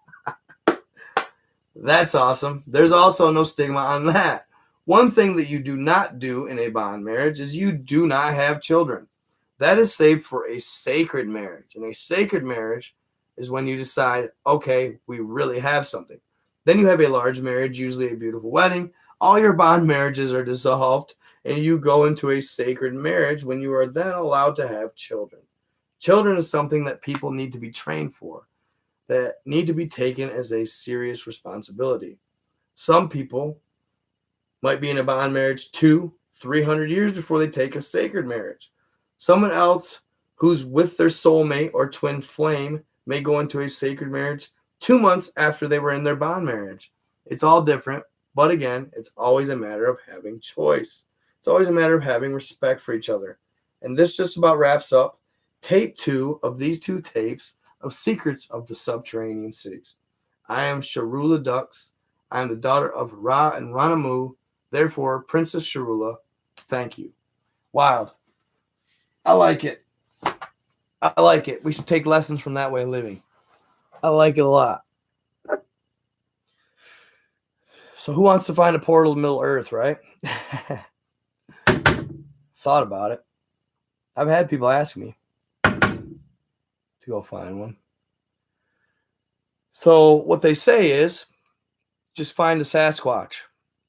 When you find Sasquatch, you'll find a portal to Middle Earth. Thank you, Miss Lori. Hey, I'm looking forward to your gifts that you're sending me here. The sage, I need some though.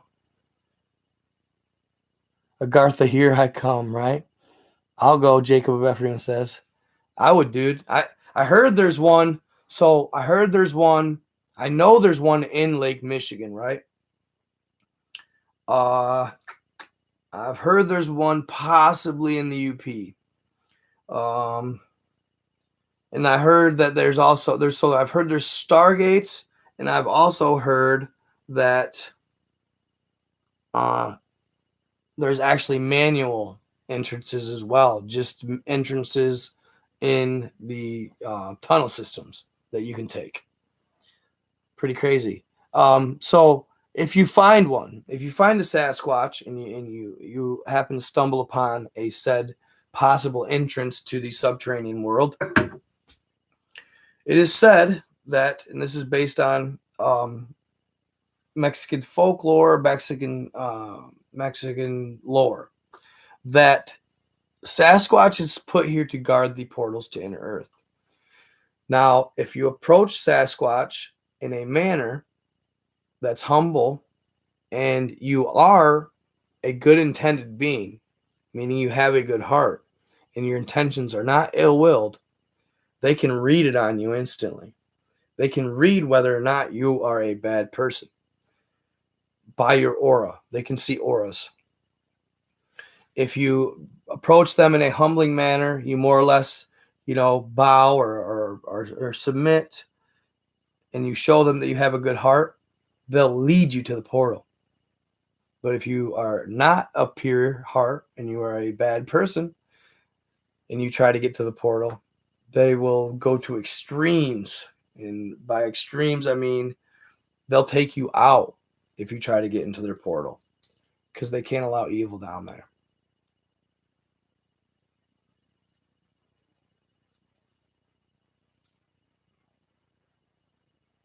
I could see that. Whoa, interesting. That's really cool.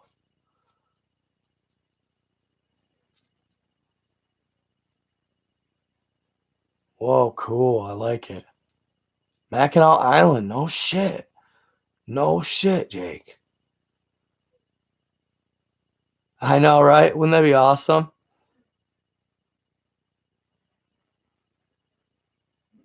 Oh, it's my dog. That would be so fun. I think it'd be cool as hell, dude. I'd bust, bro. I'd be out. The only thing would be hard is leaving family behind. It makes you wonder, some of these disappearances of these guys, like one, I know there's legends about gentlemen who, one guy was like walking through his farm field and he just disappeared. And one guy had found these, there was actually a guy on YouTube not too long ago who was a cave explorer, and he had quite the following. There was a cave that he entered, and something happened in this said cave, and it like vibrated him. Like he said, it was like he walked in and there's this vibration, and he was like, whoa, whoa, whoa, whoa, whoa. And he had to back out. And he told his fans about this feeling, and it spooked him and stuff. But his fans were like, you got to go back. You got to go back. You got to go back. And finally he did. And he told his wife he was going to go to a cave or go on a hike. Many believe that he found the cave again, and he never came home.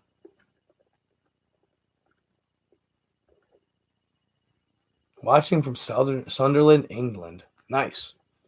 Yeah, though, this is live, bro. This is live. This is live.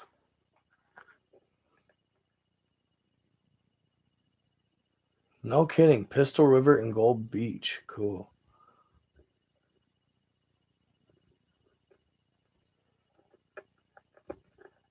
Yeah, actually, I have videos on Skinwalker Ranch. There's some awesome stories on that. I know that the new show kind of, I appreciate that, Stephen Green. The alien good to defeat all evil. You like that? The Galactic Federation. Yeah, isn't that crazy? Yeah, that's a crazy story. Yeah, he still hasn't come back today. I believe that he found a possible portal or an inner Earth portal. Good, man. Awesome. Are you only watching me on Facebook, or you check out my YouTube too? My YouTube has almost all my content. Yeah, I need to look up Graham Hancock, because a lot of people, people have been mentioning that guy since I started creating. I need to look him up.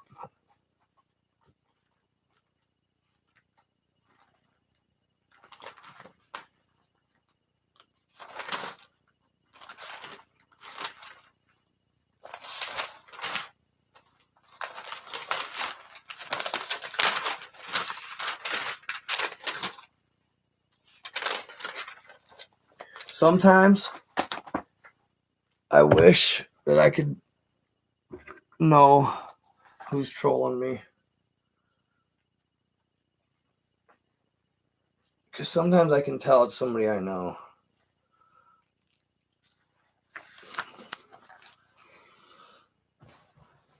Just love to call them out one day. Cool. Good, man. Good. I got a couple more stories that I need to do here. Some say I'm supposedly a starseed. Sure. I know, right? What a time to be alive, for sure, for sure.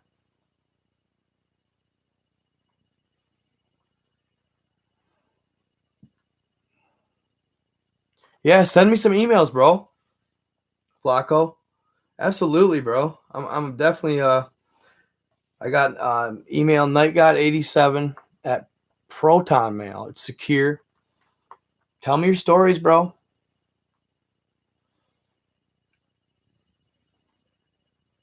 My YouTube page is you can, so if you go to my Facebook nightgod333, click the watch video tab, it'll take you right to my YouTube page, or just do at nightgod333. Herta or Lights Over the White House. Interesting. Yeah, no, Battle Los Angeles. Yeah, I actually did I did a video on that on my TikTok.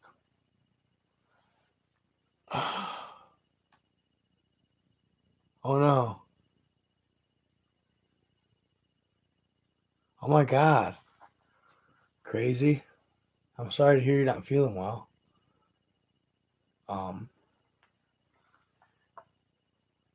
Chemo. Oh yeah, absolutely familiar with the DOMs.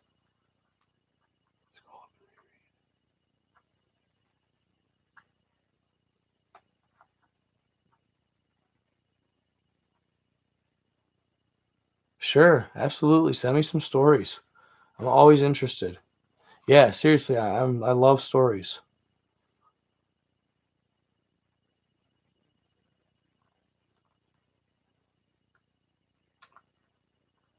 Sent you a video on Instagram. Elsa Temple or okay. I'll definitely check it out.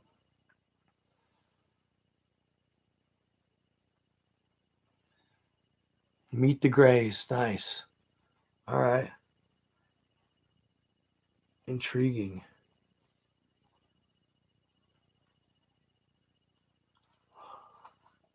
Soul recycling. Yeah, I've heard about that soul recycling.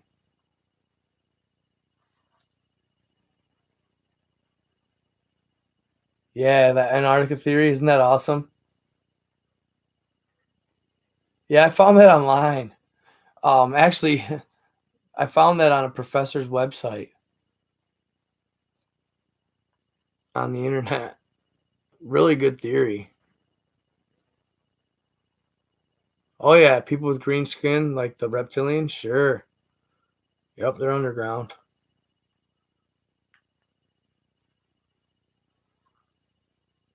Yeah, people seem to dig the old YouTube. It's going pretty good today. It's going pretty good.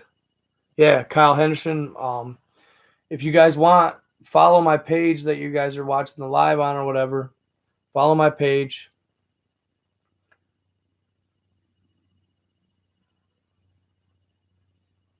I got 333. And click the watch video tab. It'll take you right to my YouTube. Or just search at Night God 333 on YouTube.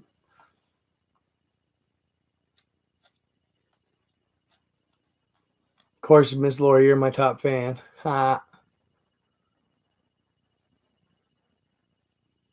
Yeah, the guide stones, those are gnarly. Some of the stuff they say is pretty crazy. Well, they're of reptilian race.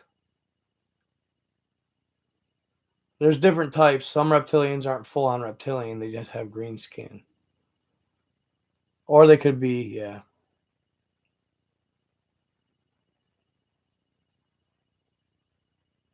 I don't talk about that stuff, Stephen Green.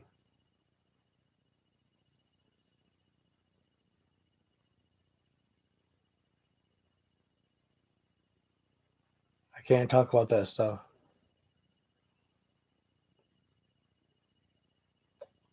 Indigo Child, is that what True Seekers are? Oh, cool.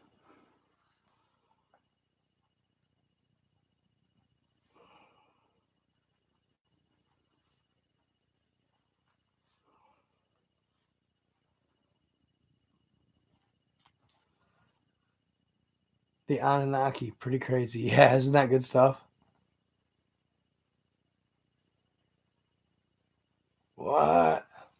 Video about ham. Oops. Video about ham radio operators intercepting transmissions from the 1969 moon landing and the astronauts saying they saw aliens and spacecrafts on the moon. Wild. So, man, I actually found this. I don't even know if I still got the videos. I wish I would have kept them, actually. Ooh, that got hurt. It was this TikTok, right? I found this TikTok. And this is another touchy subject that I kind of am nervous to talk about.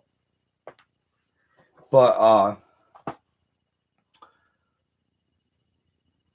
this guy, so I started slowly talking about it, and it was weird. Like every time I would mention it, because people really wanted me to talk about it on my TikTok. Because I found this gentleman who somehow he tapped into all the NASA archives about the moon landings from the 1969 moon landing all the way to the 1980 moon landing with Russia and the United States when they teamed up. I am telling you. So this dude had this TikTok, and it was just, yeah, I mean, he posted the realest of the real footage, fam. I've never seen nothing like it. What they found, oh my God. And it was weird, bro, because every time I would go to talk about the moon stuff, people would beg me in my live, and I'd just start mentioning little tidbits to test the waters, right? Because, TikTok, they're a bunch of little, and they would just ban my lives out of nowhere talking about anything. Like remotely controversial, I'd be like, bam. I'm like, what the fuck? But YouTube doesn't. YouTube's awesome. So Facebook's awesome. But it doesn't mean I'm gonna talk about it just yet, because that stuff will get you suicided. They found some stuff on the moon. Let's just put it that way. They found some fucking wild stuff on the moon. Yeah. Life. Buildings, mountains of gold, spaceships, the lady of the moon. I mean, it goes on, dude. And she was from like super advanced civilization. It's nuts what they've found up there. I wish I could talk about the lady of the moon in detail.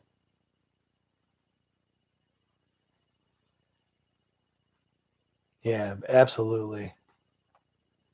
Yeah, my family, my cousin wanted me to. He said, "You're an indigo, silly. We seek truth." I like it. Dude, that'd be cool. Yeah, I'd like to know how to astral projector and sleep paralysis.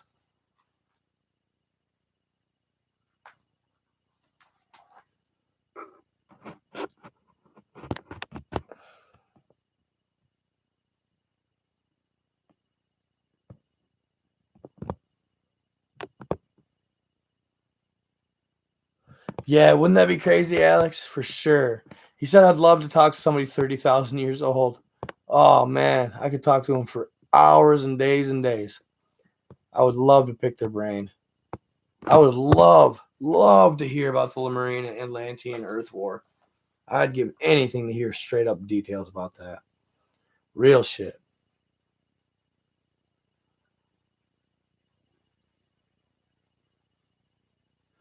I agree, Alex. I always ask that question.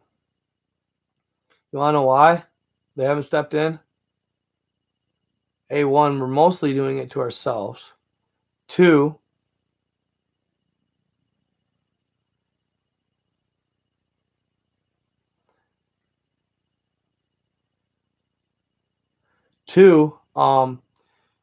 if you watched my recent video about the Anunnaki returning or the Sumerian gods returning, what did I say during that video? I said that the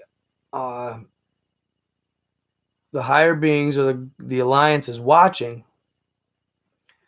and they're going to see how far that will let them push us or let us get pushed. They're going to see how far, because when do people, or when does a person usually shine the most? When they're on their heels and they have to do something, right? If we have to ascend, or we have to reach the fifth dimension, or we have to tap into our consciousness, our power, if we're forced to, on the brink of like society collapsing or humanity, they want to see the potential that can be brought out of us before the greatest suffering takes place. And it says that, like I said, if you watch the video, I say how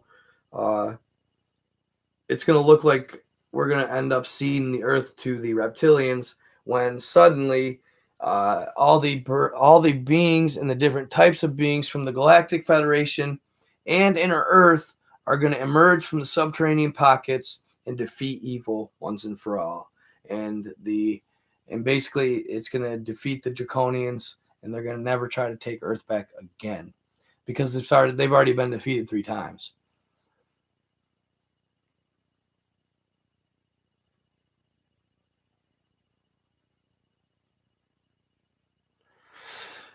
So how can we connect or reach out to the alliance, they call it?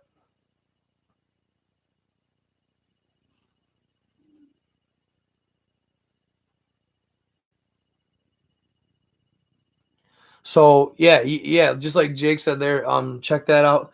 And then just a lot of times, if you like meditate and you talk to them, if you talk and tap into the Akashic records. Eternals, interesting.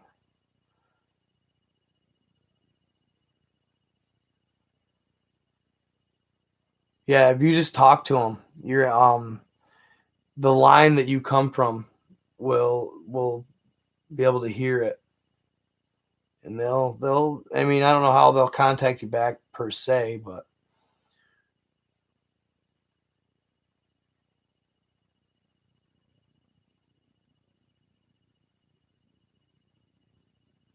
why? Yeah, the moon, they don't play with that moon shit. I watched this dude or I watched the interview on YouTube the other day. This dude got interviewed, uh and he was a NASA whistleblower. He'd get into NASA's public records. Like, nobody else was doing it. Everybody was just kind of letting it go by the wayside.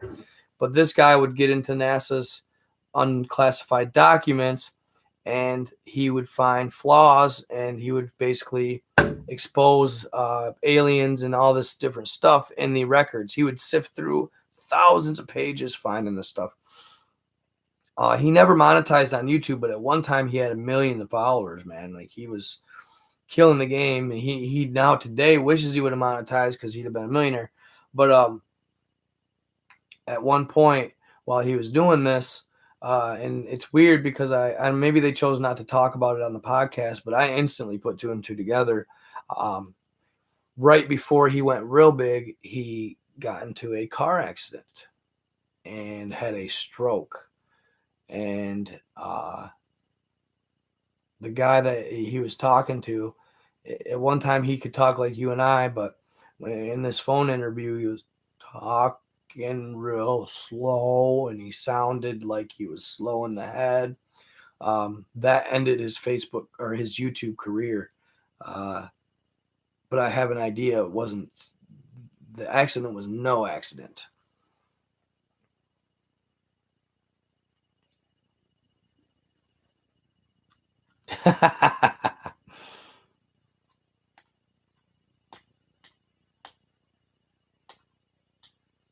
Ever see the video of the guy that claimed to ask them to appear? Wild. Oh yeah, like the up in the, like, the aliens, the UFOs. Yeah, that was pretty good.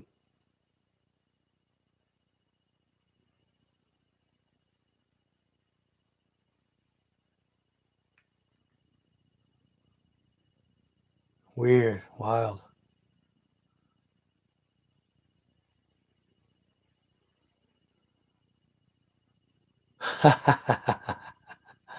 You guys shouldn't be talking about that. That's what happened last time my chat got shut down. Awesome. I appreciate that. Yeah, exactly. They are. They're always up there watching. You can contact them anytime. Yeah, if I did, I wouldn't do those. Natural.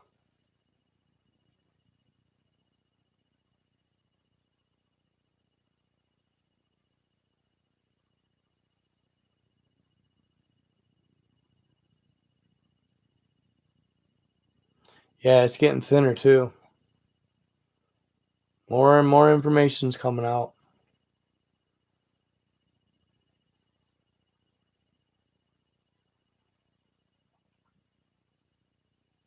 What time is it though, guys? It's getting late.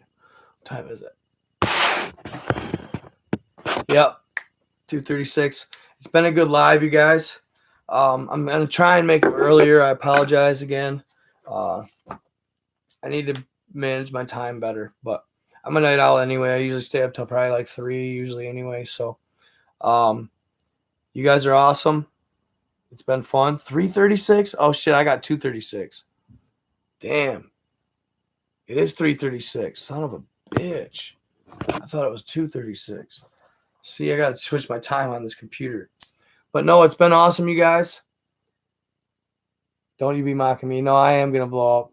Mr. Ballins, he's just he's a whole nother realm.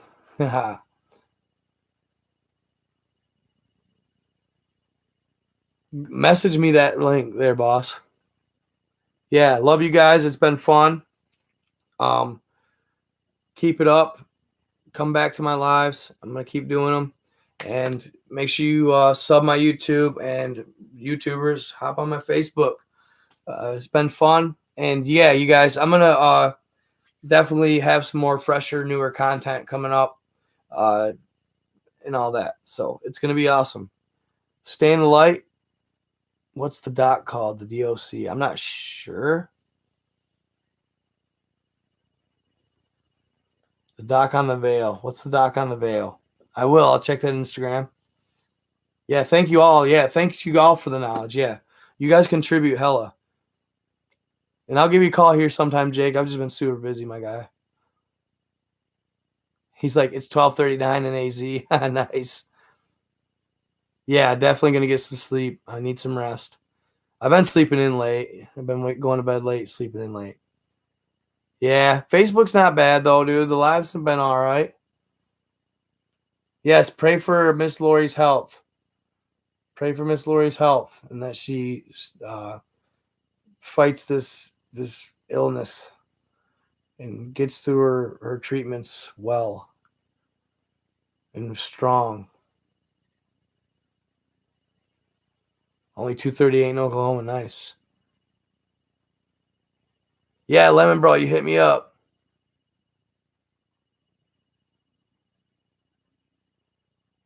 What? No, I'll hit you up on Instagram. I said I would. I'm confused.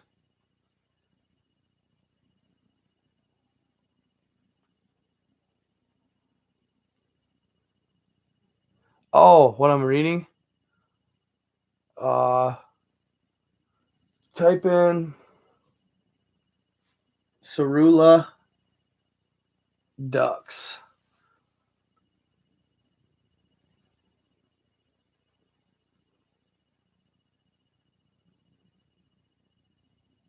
Cerula. It's a weird link. Hold on. Let me see if I can find it. Again. Damn it.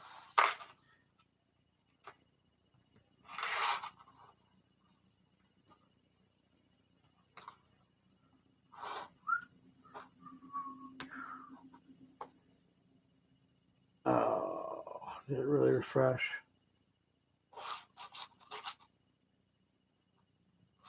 Oh no.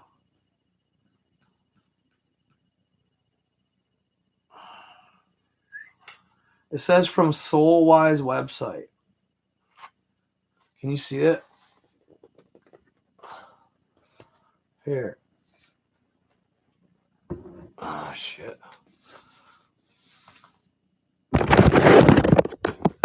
Too bright.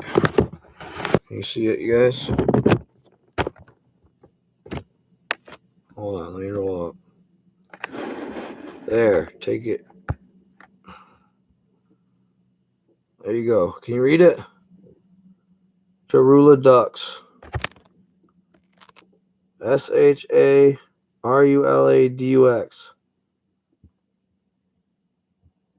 Can you see it? Sorry, I'm not trying to be like annoying. But Soulwise. Check it out. It's awesome. It's good stuff. It's legit. Legit source, I think. Legit source. But yeah, sorry guys. Yeah, check it out, man. You'll dig it. If you can find it. Soulwise website. But there's actually, that's just a subcategory. There's a bunch of them from Atlantis to all of it. I mean, dude, there's like 100 categories on that website. I got sent that by one of my peoples. Ah, oh shit! No. I was like mass holes. What the hell's a mass hole? She's like from Massachusetts. We're mass holes. That's what I meant. You talk like you're from Massachusetts. Interesting. Yeah, you guys want to see it here? It's, I don't know. I don't want to send no links really. It takes too long. But just look at it or screenshot it and then reverse search it if you got to. Screenshot it and then reverse search it. See it? Charula Ducks. And then it says Soulwise website. I know it's backwards, but just be resourceful. That should be enough. Be resourceful. All right, guys. If you send me a message on Facebook, yes, I'll send you a link. Stay in the light. Love you guys. Rock on. Nope, Michigander through and through. We'll see you all tomorrow or the next day, but I'll be going live here in the next 2 days for sure. Peace. Finger Lakes. All right, I'll remember that.